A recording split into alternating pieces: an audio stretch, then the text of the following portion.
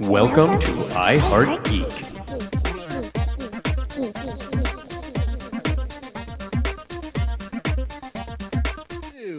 And welcome to another episode of I Heart Geek. You know, I know his wife. Amazing start in history. That's burned into my You brain. knew Oh, Blythe was going to carry that on to recording. oh wow. Blythe. I couldn't even do my normal opening because I'm so glad for that. It was so worth it. ruined it. Ruined the day.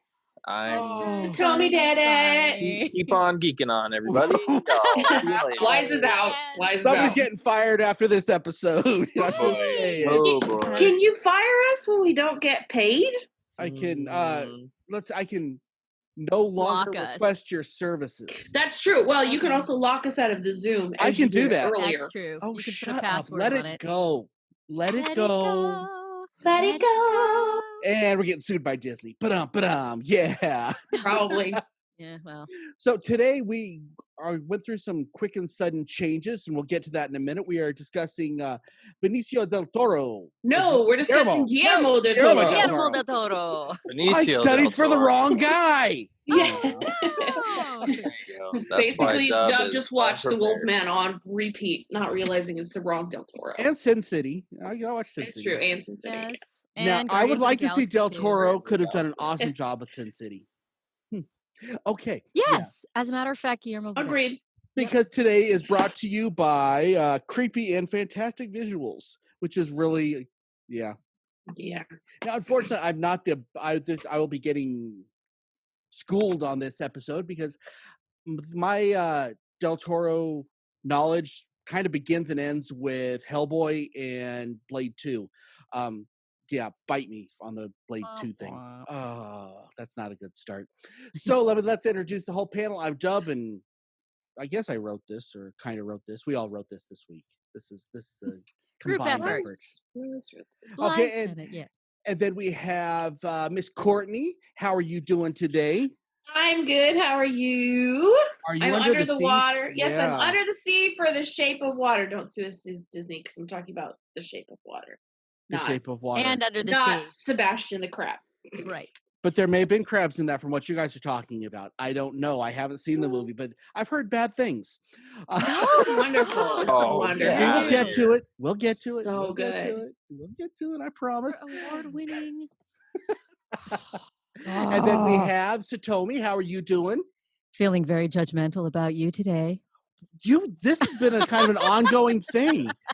Well, You- you know what it is? You're so much fun to You judge. were harshing on me I am on the Dr. on the Horrible. I'm less like, what I oh my gosh. know. And the thing is, people who know me will tell you I'm really not a judgy person at all. It's just Except just to me. Just to me. well, Just- it's like you a are sport. wrong. It's just That's it's all. just You're too just easy. you're It's just just wrong too so often, Deb. Oh, I'm so glad I can go into this episode saying I don't know anything, so I can say whatever I want. You guys can't be all judgy. Oh, we'll Oh find no, a we're way. still judging you. Okay. I think that's a pretty big boast because I think we can still be judgy and you could still not know anything about Del Toro. I am so sorry that I said that. This might be a rough episode after all.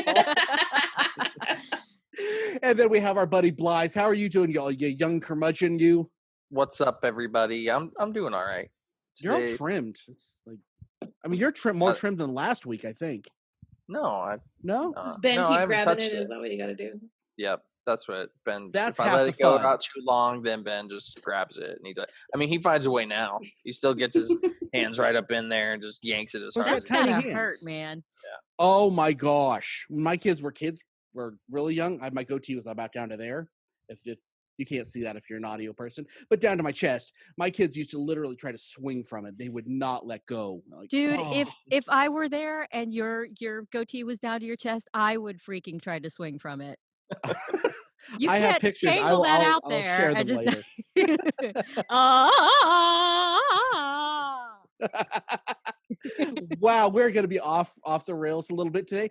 That's the So- best kind. Yeah. Blythe, talk about our guests that aren't here today, and we just want to send a little love out to them. Yeah, so today we were supposed to have some good friends of mine, Ryan and Deidre from the Foolish Mortal Supply Co. They were supposed to join us, but unfortunately they had a loss in the family, so they did have to miss this episode. We will definitely have them on here soon because just like you guys and myself, they are huge geeks of all types of fandom. So we will definitely have them on, and our love and prayers go out to them and their family. Groovy Monkey. Okay, so I'm gonna start right off and throw the question out that isn't on our script at all because we wrote a script, so why use it? Right. So, can you guys explain to me what is Del Toro? What's the deal? I mean, it's a fair question. I know the visuals are absolutely amazing with Del Toro. I can't even tell you which world it's from. But what's the deal? I know you guys all have a deep love of Del Toro. So kind of what's the deal with Del Toro? I feel like he's really just the deepest, darkest, most like psychologically intricate fairy tale. Like he knows how to tap into those subconscious who's afraid of the dark creepy crawlies that we can't, that you can't even name from when you were a kid. Like for back when, the real fairy tales, how dark the real fairy tales No. are. Yeah, don't read Yeah. those if you have kids. Yeah, Or the to your original kids. versions. Yeah. Mhm. Although, of course, I had that book when I was a kid. So, hey, this is what happens, y'all. I was about to say the exact same thing. He is not afraid to dive into that part of storytelling that makes a fairy tale darker. He takes that and he runs with it. Not that he's afraid to tell those stories, but he capitalizes on it and he builds worlds around it. And he makes these beautiful stories that are terrifying. Pan's Labyrinth being one of the biggest ones. That story is such a great and beautiful story, but there's just some parts of it that are just terrifying, and that's what he does is he makes those things just so beautiful when he has complete control, I should say. Yeah. Because there's definitely some projects that Are we talking about The Hobbit again? Yeah, we'll well, talk The about Hobbit that. he walked away from before they even started production, so Yeah. I don't think that so much is his fault. But I'm talking things like Pacific Rim. The first Pacific Rim, I loved it. It was great visually. It was great. When they did the second one, he was like executive producer on it, but he didn't have any hands in it, and it just lost all sense of storytelling. Well, and he's very good at meshing horror and gothic horror with Yeah. romanticism at the same time. Yes. So I mean, like if you look at Pan's Labyrinth, it's terrifying. It's a terrifying glimpse into the human psyche, but there's also this childlike romanticism and innocence that floats through it all. It's in Crimson Peak is gothic horror, but there's also a love story. And same thing with The Shape of Water. I mean, so he's really good at meshing these two genres that really shouldn't go together in a really workable and believable and beautiful kind of way. Yeah. Yeah. That sounds way deep. I am under the sea. The more you guys have been talking about Del Toro as we've been coming up on this episode, the more I want to watch it. But I kind of didn't want to ruin myself for it because I didn't want to have too much of an opinion coming in because well, you didn't want to be wrong again. I'm never wrong.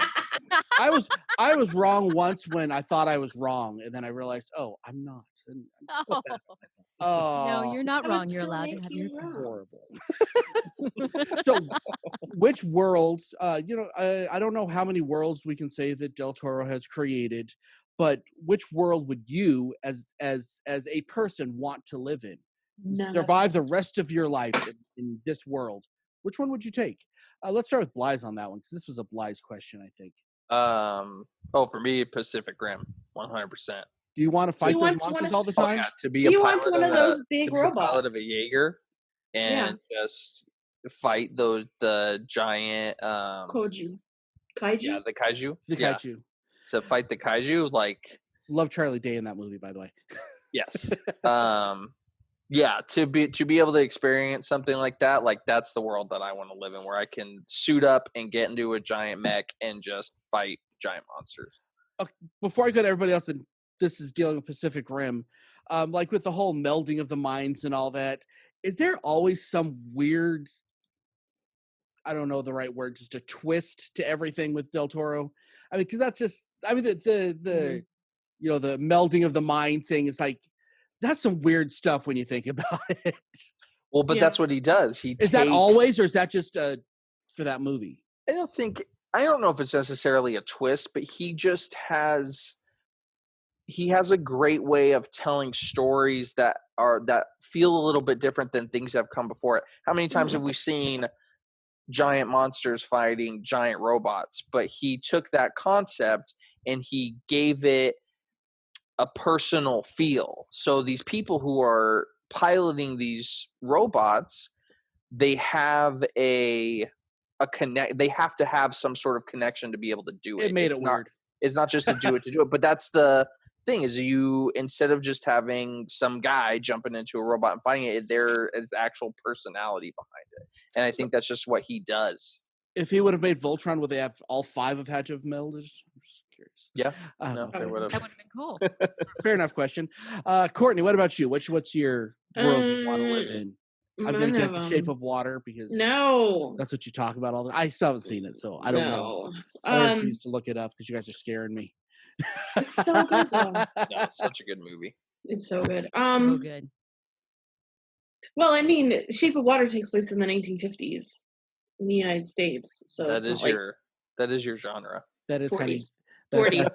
So yeah, I would say that. I mean, maybe Crimson Peak if there wasn't like the scary red ghost that comes out of the floor when I'm trying to nap. So tell me, what about you? You know, it is a really tough question, and actually, I think it's one that came from me.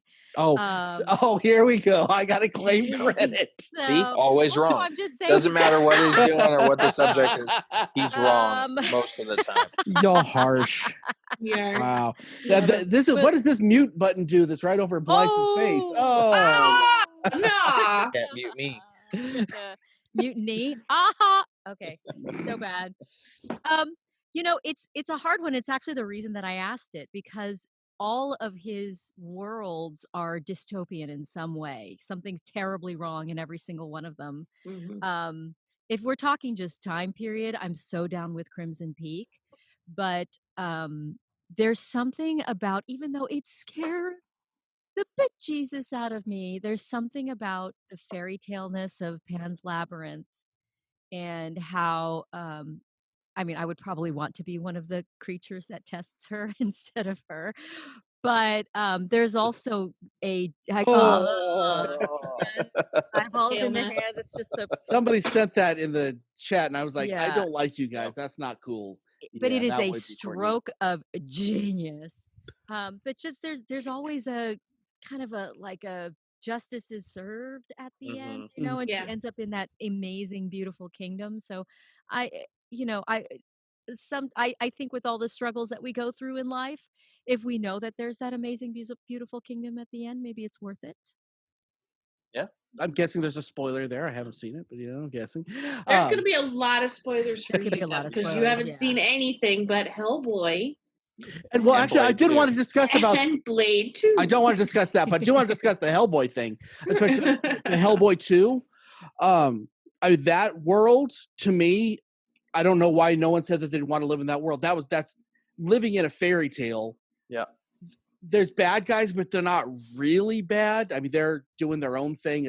You could be a normal person there and live a very happy life, talking to weird fairy trees and that kind of weird stuff constantly, and you'd get to freaking meet Hellboy. So I mean, that'd be cool. So I'm surprised no one said anything like that, because that seems like a pretty safe world for me. Well, full disclosure, I have not seen Hellboy 2. I have seen Hellboy 1. Really? Yeah, Hellboy I've 2 seen was Hellboy 2. so much better. Hellboy 2 is so good. They're both Then good. I I wish will they would have watch it. finished that trilogy. Yeah, there was no reason. Rather than do the Oh, we're not remake? talking about that remake crap. Yeah. We're So not bad, happy. man. So bad. Yeah. And yeah. I do want to honorable mention 2 things.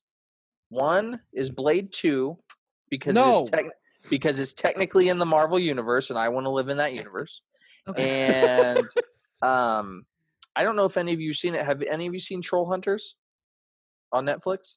I've heard of it. I think I've seen it's episodic, correct? Yeah, it's Yes, so I've it's seen the first completely couple. I animated. don't think I have. Yes. No, I haven't. I've seen it. I've seen the first couple episodes, and it actually looks kind of great. It's fantastic, and Dub, you would like it because it has that like underground fairy tale world that Hellboy does.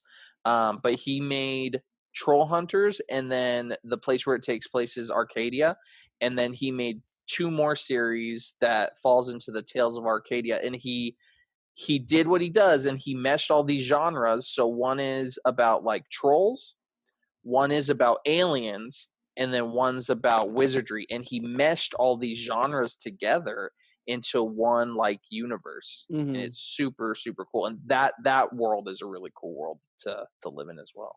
So you guys are all Del Toro experts, so you guys have to know everything about it.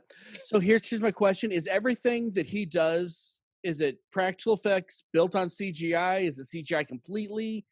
Why? What are we talking as far as the effects go? Because I mean, that's what we're talking about when we're talking about Del Toro. I think he's an okay storyteller. I think his visuals are. This guy doesn't know nothing. Incredible.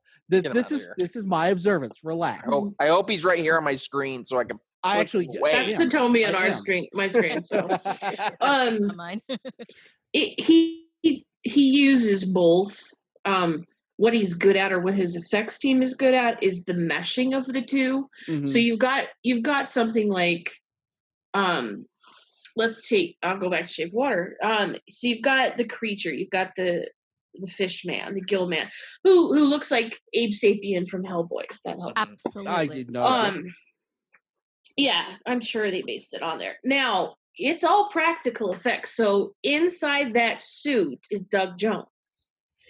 But his eyes blink and his gills go up and down and he glows like in Deadpool. some places.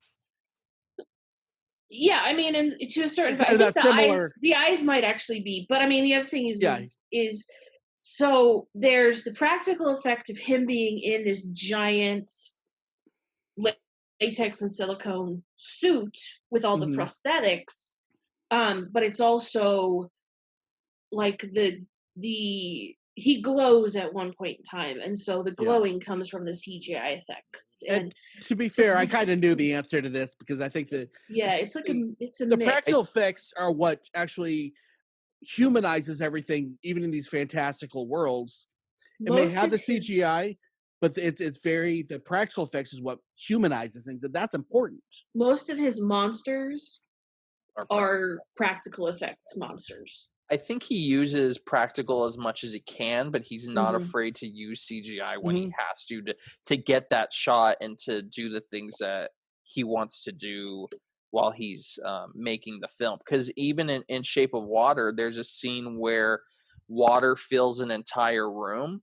I think it fills her entire apartment, right?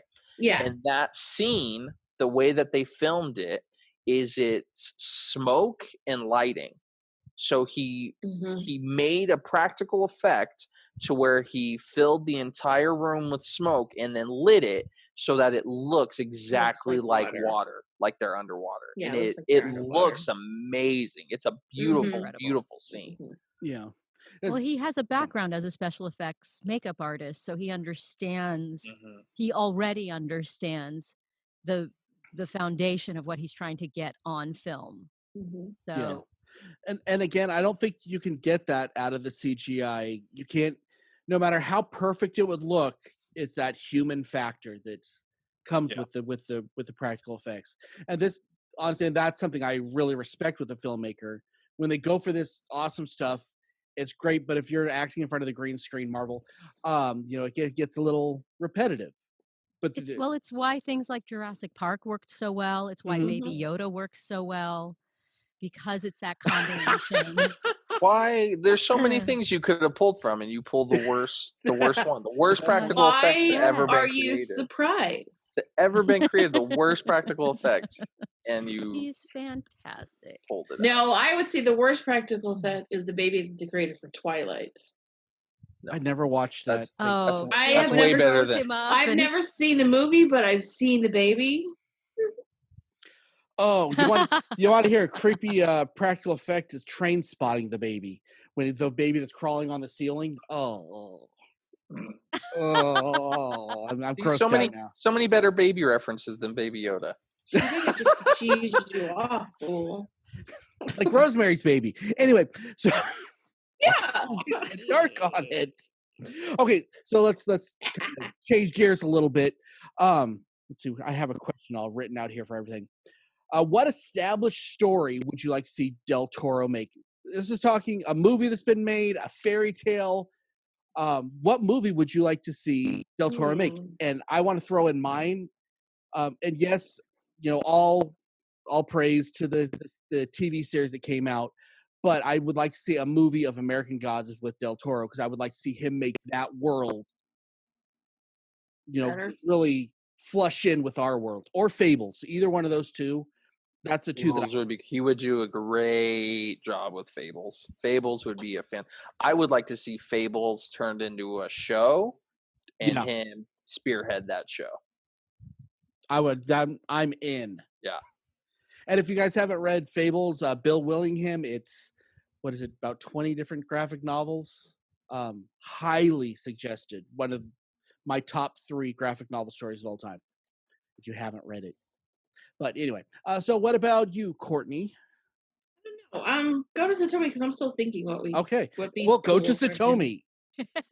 Well, I agree with both of you guys. I think somebody needs to hand him a series, and it might be the most obvious choice, but I think if he did Alice in Wonderland, that it could be really dark and weird and crazy. And I know they've done the movies, and I know Tim Burton's gone all over the place with it, but I just think he could take it to a whole new place. And I'd also love him to see him do something, something that's episodic, like Arabian Nights, like 1,001 Arabian Nights, something where he can. That would be cool. Just kind of keep rolling with it and let his imagination run wild. Yeah, maybe some Greek tales. I'd like to see what he could do with Theseus and the Minotaur. Ooh, Clash of the Titans. Yeah, that'd be pretty cool. Someone in this, I believe it's someone in this group. I don't know who said it, but defined Del Toro as Tim Burton without the sweetness. Who is it that said that? Yeah, I think Del Toro could also be described as what Tim Burton would like to be, but he doesn't quite get there. I'm more on that page. He's definitely what Tim Burton wants to be, but Tim Burton is nonsense. Yeah, because Tim Burton. I love Tim Burton. Don't get me wrong. I love him, and I love his stuff. He's the Baby Yoda of directors. The quality of his stuff has gone down over the years. Wow. But like everybody's does, to be fair. Yeah, I mean, but he goes for that dark and twisted, but he tends to veer more toward completely childlike, where Del Toro kind of goes in the darker. He's the creepy babysitter that tells the creepy story to the kids. That's it. I didn't mean that in a bad way at all. No, that's it. No, in the fun way. Yeah. Yeah, the babysitter that doesn't quite know the limits of what horror story they should be telling a 3-year-old. Let the 6-year-olds watch Nightmare Before. I think it's funny. Nightmare on Elm Street. Yep. This is a true story for you, isn't it, there, Courtney? No. I never saw Nightmare on Elm Street before I was. Freddy Krueger scared the snot out of me. I'm not even kidding. Oh, please. He scared the snot out of all of us. Would you? And even like the old Disney stuff, like Something Wicked This Way Comes. Yeah, Mr. Dark. Watcher in the Woods, all of that. Yeah. I met Jonathan Pryce one time when I was in London backstage, and I looked at him. It was in the greeting line, and I said, "You scared the hell out of me for most of my childhood, Mr. Dark." And he said, "Thank you, my darling. That was the point." Wow, that's very sweet, actually. Yeah, but he scared the hell. Yeah. He's probably had a bunch of kids. He probably had a bunch of people our age say the same thing. So Sure. he's probably used to it at that point. Reference. Go ahead, Blythe. To go back to what projects we'd want to see him do, and this is kind of a shout out to my friends Ryan and Deidre, because they base their whole company off it, is the Haunted Mansion. So Disney's original Haunted Mansion, if you go behind the lore that Disney was taking when they created the ride, and I think it's much more prevalent in Disney World than it is in Disneyland. It's been rumored that he's supposed to be taking it for a while now, but that story and that lore from that ride could potentially be something that he would really, really excel at, with that whole Victorian haunted house type thing. I agree. How do you I think agree he with would that. That's a good handle call. doing, like, if he was to recreate the ride? Not the movie, not as a movie, as the ride. Do you think that would be in his I field think of it vision would or no? be fantastic, because I think Disney would give him the resources to make those. So like we were talking about before, like all of his creatures and his monsters are all practically done and they're all beautifully done. They would give him the resources to put those creatures within something that would stand the test of time. So the Haunted Mansion, the ride, has been around for 50 plus years at this point. I think they just celebrated their 50th anniversary a few years ago. He is the producer for the new Haunted Mansion movie. So he's just producing it. He's not. So far, he might end up being the director too. So currently he's listed as the Haunted Mansion producer. So if they give him a little bit more, I think that it really could be something special. I think something that happens or has happened kind of over the last maybe 20 years is that softening of children's scary children's tales. So it's taken the teeth out of them.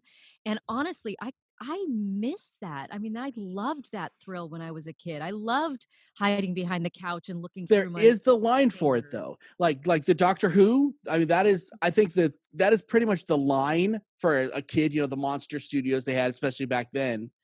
I think that was a lot closer to, that's the line where a kid can handle and look through their eyes without being peeing their traumatized. pants every time they don't want to leave their bed because they're so scared. I think that's where the line is. I think we lose the line a lot, and I think the line's gone way down. But it just also depends on the kids. Like I just recently watched The Little Mermaid with the nieces, and the 4-year-old, fine. No, wait, the 4-year-old scared to death of Ursula, and especially Flotsam and Jetsam, the eels. Really? The 6-year-old, a little scared. Yeah, she would cover her eyes every time those eels would come on screen. It was like, no. And usually she's the one that's out there laughing her little head off at scary things. But so I think it just depends on the kid. Yeah, it depends on the kid. Through the eyes of a child, those eels with their sharp teeth and the way they move, very and the darkness of the scenes. And the voice too, exactly. She It's was just not Essentially having what any you're of it. saying is it's good I don't have kids because I would just scare the living snot out of them on a regular basis. You'd greet them and good morning, kids. This is something my dad always brings up because he thinks it's hilarious. But when I was a little kid, Scooby Doo, the opening scene with the bats, when the bats come out of the screen, terrified me. I'd run out the room. Man. Like it had nothing to do with Scooby Doo or anything like that. But that first part when those just bats would come out. That's why you don't like Baby Yoda, because he's got little ears like bats. There you go. Wow. I've just it's suppressed childhood horror. Latent hostility. Just head shrunk you. No, there's 2 movies that traumatized me as a kid, and one of them was The Howling, and the other one was Poltergeist.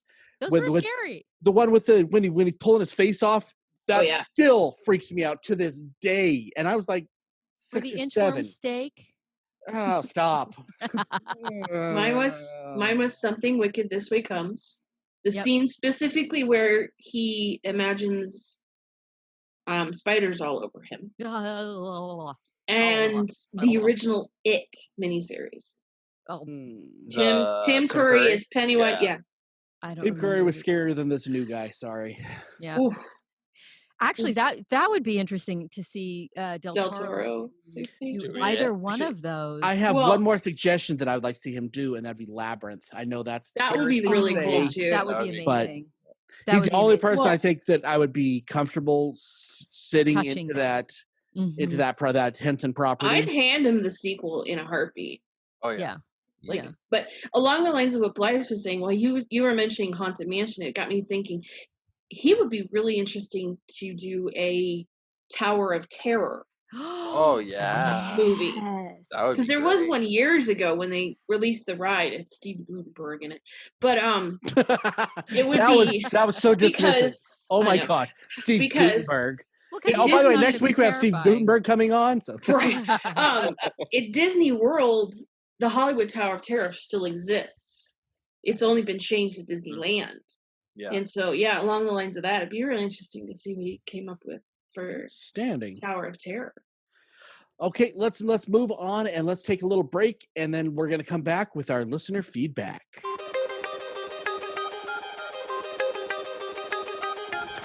And now, let's see what all of our geek rock stars have to say.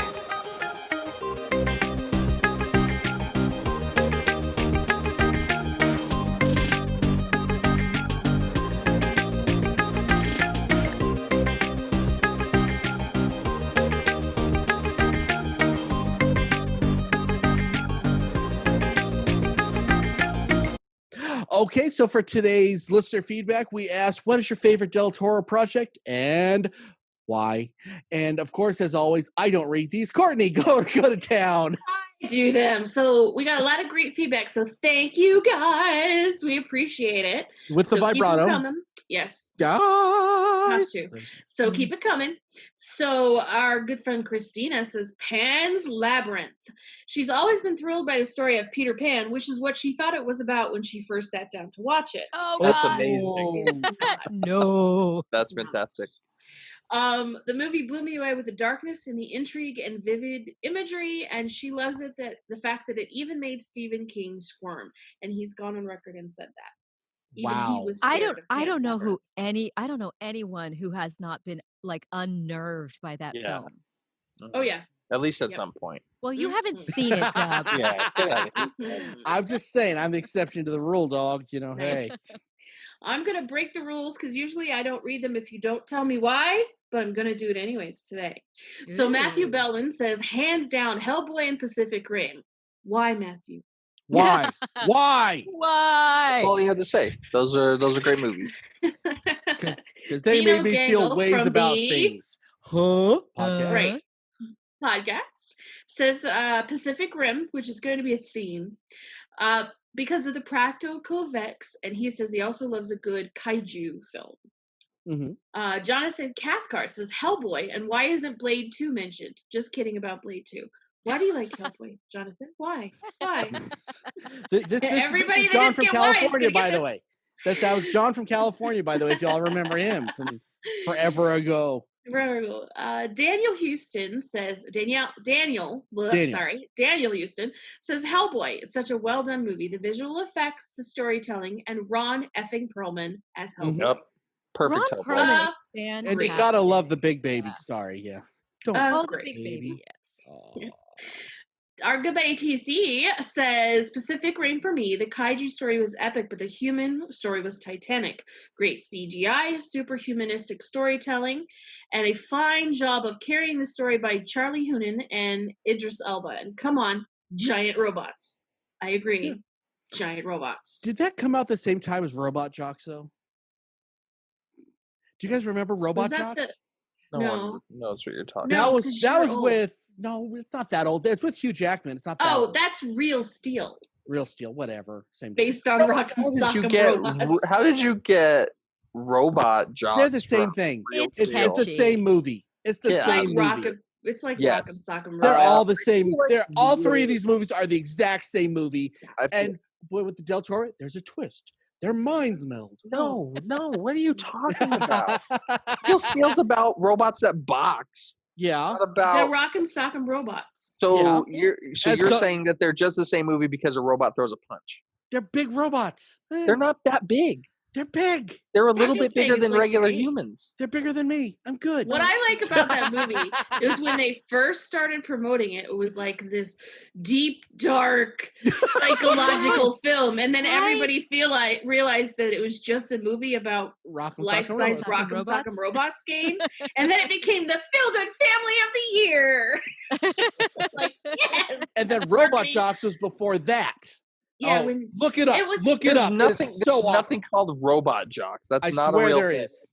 There is. I'm going to look it up while she's before reading. your time, 10-year-old. While she's reading these, I'm going to look this up. Sean Washington says, in my heart, it's a tie between Hellboy and Pacific Rim.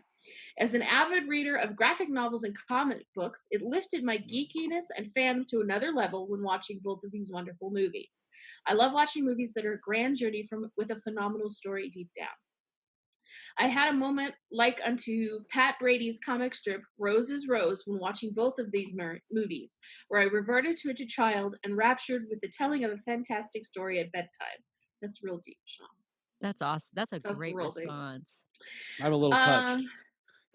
Brandon Allen McClanahan. Brandon, really, dude? All you put was definitely Pan's Labyrinth. Chat. You know what I love, Courtney, is you have like mom look down pat. Really? Kinda. You didn't I used to work in a daycare. I used to work in a daycare. So imagine all of you. I give the nieces Courtney's best mom right there. I give the nieces that look sometimes too. They'll go do something. I'll be. You sure you should be doing that? Did you ask your mom? Anyways, we have one more. Michelle Silva says Pan's Labyrinth. Overall, for the imagery and the feel of the film, it's dark and feels dreary while at the same time so full of love and lightness. Hellboy is a close second because it's just an awesome film. Agreed. And I'm so in love with the characters. So that is our listener feedback. Thank you, everybody, for all of your listener feedback, except for those of you who didn't tell me why. I expect a full report on my desk at the end of the podcast. Okay, I have to admit my mistake. It's not Robot Jocks. It was Robo Warriors. And yes. Oh, but you know what? Robot Jocks does exist. Oh, it does. Okay. 1989. An hour and 25 minutes. It's post World War III. Yeah, that's the one I'm thinking of. Yeah. Yeah, same thing. Okay. Or is outlawed, and in its place, there are matches between giant robots. That's for the Earth. Jocks. Yep, and nobody can read except for like some people. And their job. They're called readers. Yeah. And there's literally no one I can recognize in this film. There is one or two. You'll be surprised, but the 80s were a terrible time for movies. Shut up, baby. He's kind of got a point, though. Thank you all for the Mannequin was in the 80s. I'm just going to leave it at that. So was Mannequin 2. Top Gun? Maybe? I liked Mannequin. I did too. I wasn't actually making fun. I actually liked Mannequin. We've really gone off on a lot of tangents today, and it's kind of fun. It is kind of fun. We do that from time to time. Well, you know what? In the corner looking at us going. I do want to bring up like some of the random like side stuff that you would not expect from Guillermo del Toro. Like for instance, well, he had his acting turn in Death Stranding. Yep. So I remember playing it, and then about however long into the game, all of a sudden this guy walks out, and I'm like, that's Guillermo del Toro. What's he doing there? And as far as I can see, that's all he's doing. He doesn't have any production credits whatsoever. So I guess Kojima was like, "Hey, dude, want to be in a game?" Wow. Sure.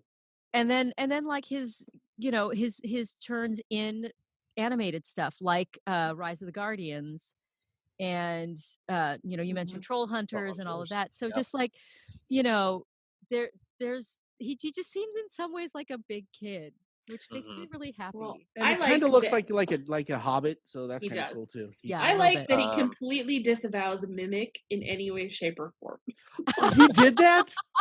Oh, that was so bad. He disavows like, that's not mine. I don't like that one. So bad. We all have those. We do. Those. Well, it's like I mentioned before we started recording. I think it's the Caged Bird or it's just something like that, which is a little short film. Y'all, I could not get more than like 4 minutes into it. It was so bad. And it's a great reminder that great artists mess up. Yes. Everybody has something poopy out there. So is what you're saying is he could be on a podcast and somebody would say you're wrong constantly to them, even though he's like a brilliant genius. Is that what you're saying? No. Is that what you're saying? You're wrong. No, you're Incorrect. wrong. Thank you. Are we just throwing the term brilliant genius around now? Like, is everybody getting named that now? Nope. Just me. Dub, I'm surprised. Dub, I'm surprised you haven't brought up his stint in Always Sunny in Philadelphia. I didn't know he did a stint in Always Sunny. He was McPoyle, one of the He was the McPoyle? Yeah, he's the one with like the I know. hat with the bird in it. Oh my gosh, I know who I gotta rewatch that now. Dang I it. forgot. That I is forgot so what his name brilliant. is. Yeah, he's the one McPoyle with the bird. Now, if you don't watch It's Always Sunny, you have no idea why I'm so excited right now. But then just like every bit of excitement just like flooded up to my head right now. I'm like, oh my gosh. Yeah. McPoyle. But that's what it.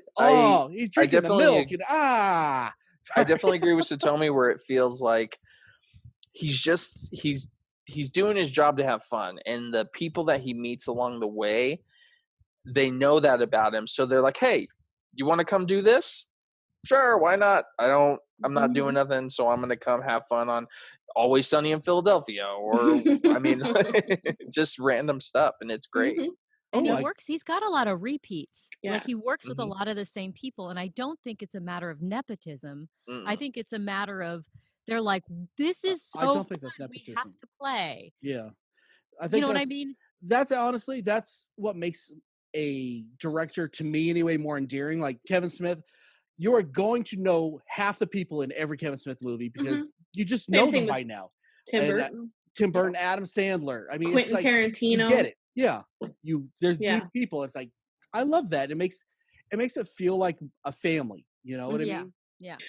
Well, I mean, he's super good friends with Ron Perlman. That's why Ron Perlman got Hellboy. Yeah. And who would have thought him for Hellboy, honestly? Exactly. Yeah. But he was brilliant in that role. Well, and I mean, if you also think about it, one that's constant in maybe not in every movie he's ever done, but in a lot of them, Doug Jones is in almost every movie the man has ever done. Yes. Because he is some sort of creature in every movie. It wasn't until The Shape of Water where he was like a lead. Yeah. But he never said a word. Yeah. Let me throw this out for everybody. If everyone, I'm sure everybody has sold their soul and has the Disney Plus. Go watch The Simpsons season 24, Treehouse of Horror. He's not in it. He directed the couch gag. The opening gag. And I remember it had the eyes in it. Is there like a cyclops in it or something? There's some weird stuff going on in there. Well, there's some weird stuff. And like he looks like Blaise was saying, he looks like a kid almost. He almost looks like Santa before he turned all white. And then you watch Pan's Labyrinth.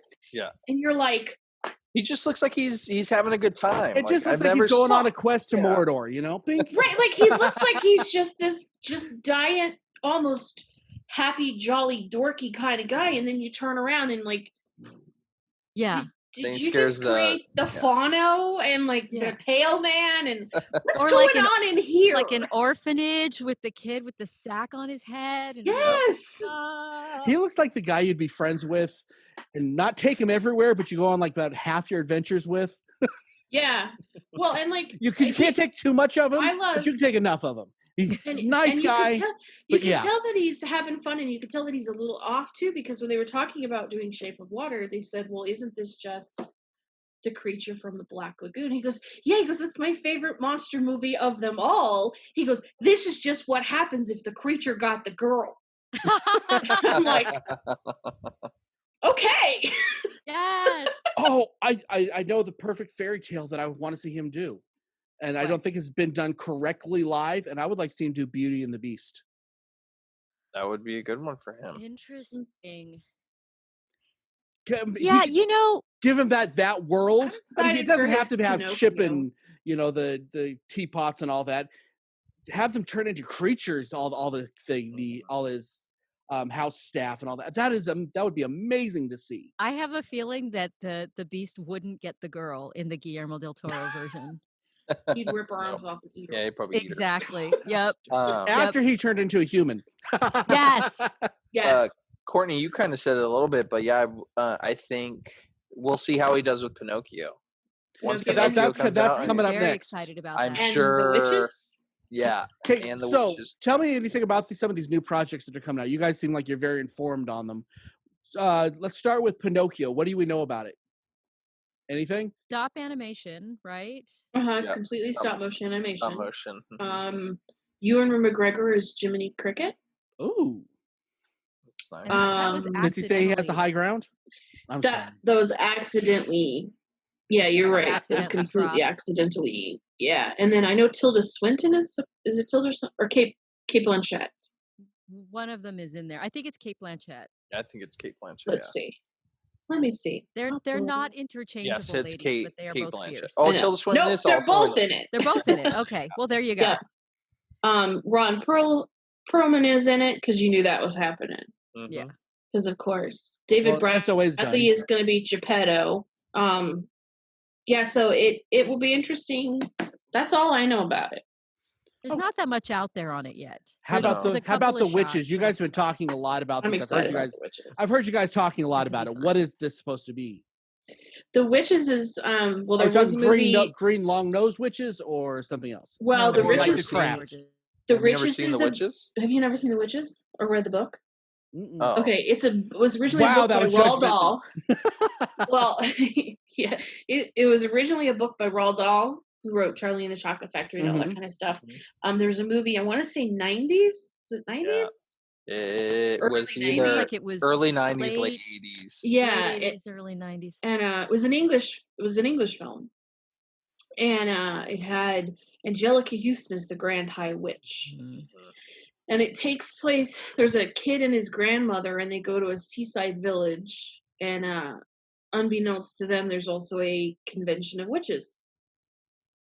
And so he gets turned into a mouse, Mhm.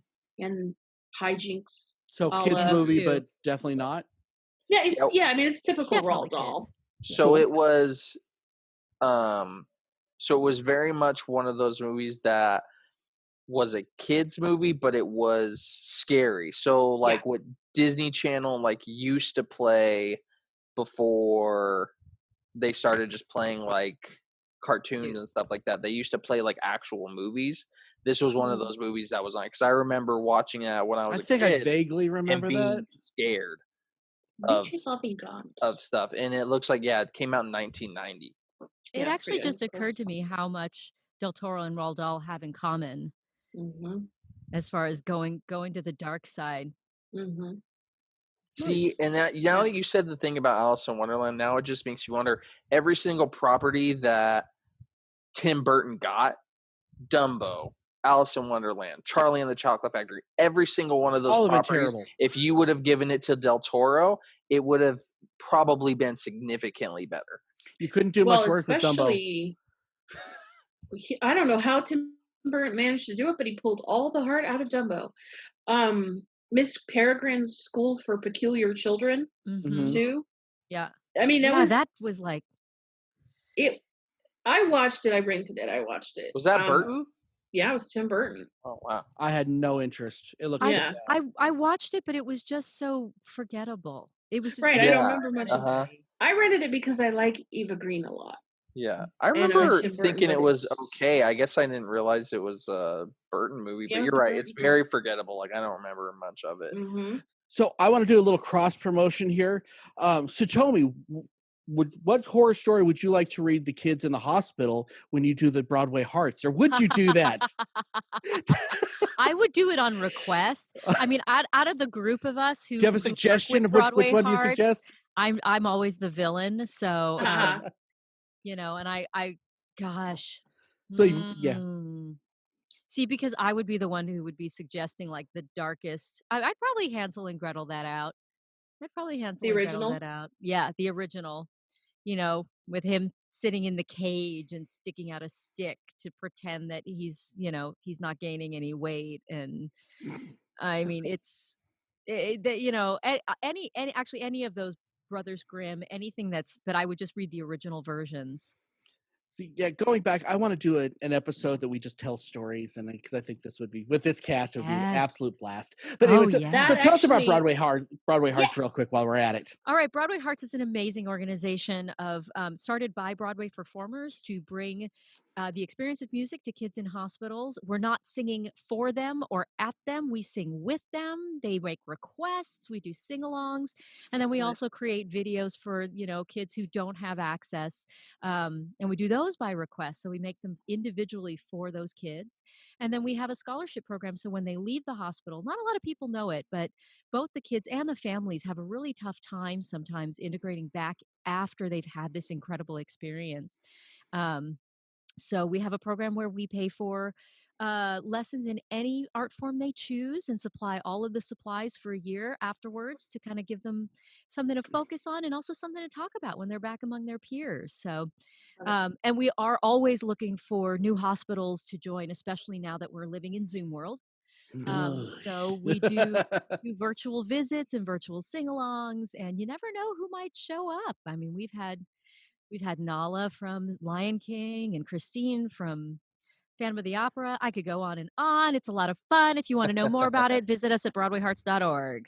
Woo! Okay. Woo! No, and I never want to like gloss over those. 'Cause I think this is a very important charity that we do. Like, Oh yeah. we all support this charity because I think And it's it's fantastic. appreciated. So, and Mhm. I never want to gloss over that as as a joke or anything else. But yeah, Thank you. that's You can interesting. also check out our YouTube channel. We have some really fun videos there. Groovy. Just Okay. saying.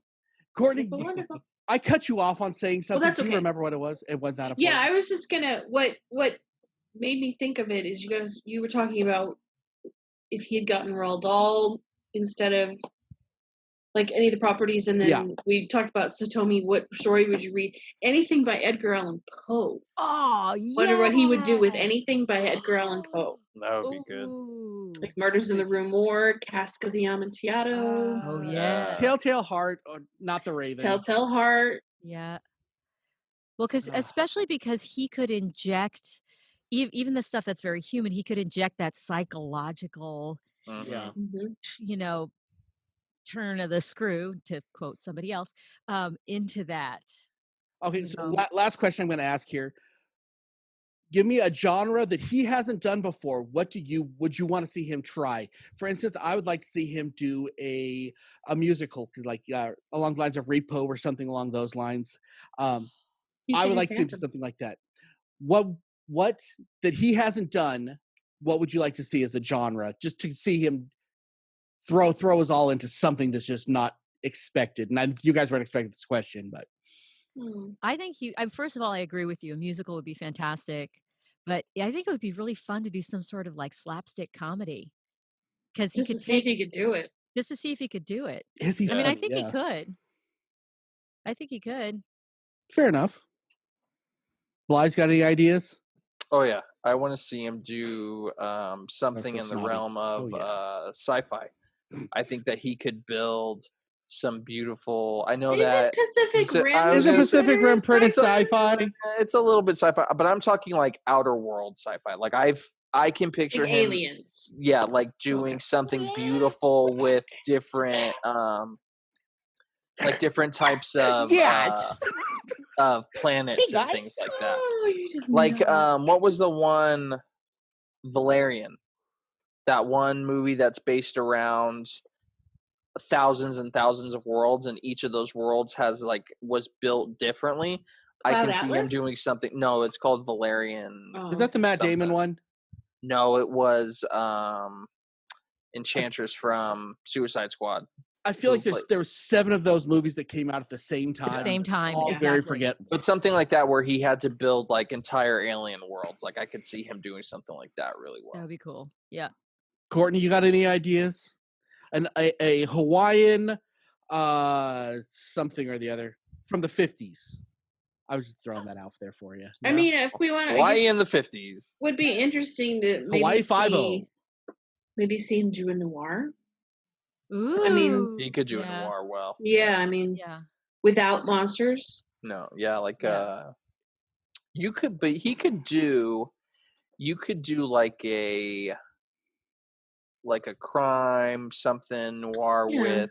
You could do it with monsters. It could have some. Yeah, I mean, sort of- there's lots of stories out there that are like that. Yeah. So why isn't he doing like every Doctor Who? I'm just asking because that kind of. I don't think he's done probably any would- Doctor Who. He hasn't. He Neil probably Gaiman has. would kill it with Doctor Who. I'm sure he would. He should Mhm. I just think do he every- just doesn't have those connections yet. He just doesn't have those Yeah. friends. Well, he's yet. not British. He's like New Yeah. Zealand or what is he from? Argentina. Spanish He's I I don't believe he's know. Mexican. from Spain. Sorry. Spain. Oh, he's from Spain. I Excuse believe me. he's So from he likes the Spain. siestas, huh?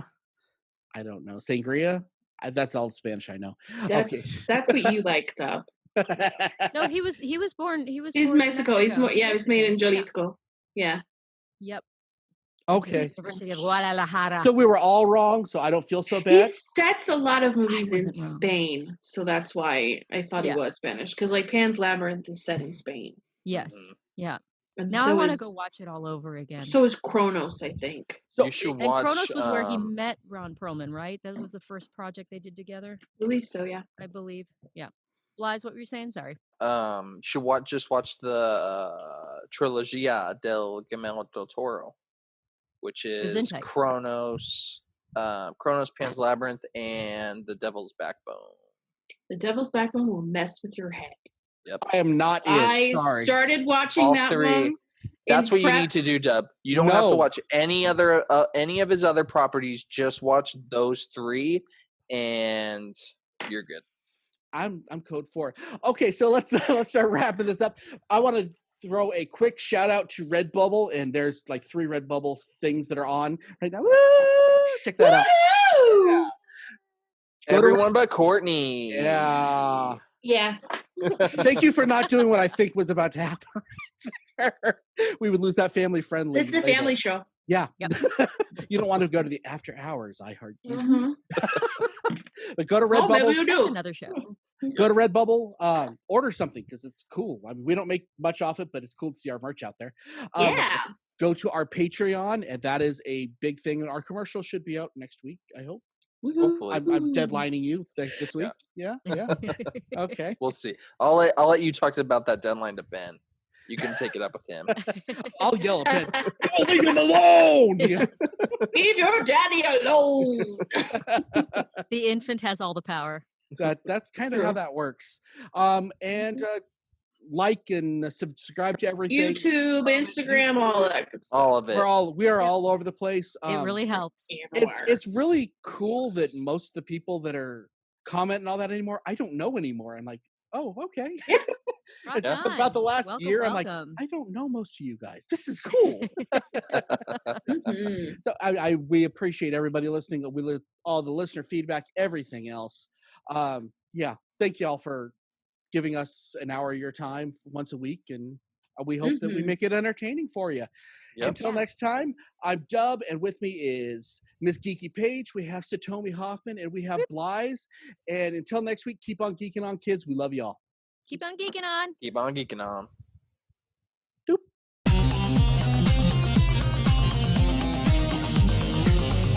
You have been listening to the latest episode of the iHeart Geek Show. Make sure you visit our website at www.iheartgeekshow.com. Make sure to follow us on Instagram, Twitter, and Facebook. And if you check us out on YouTube, make sure to like, comment, and subscribe. And keep on geeking on to all of you geek rock stars.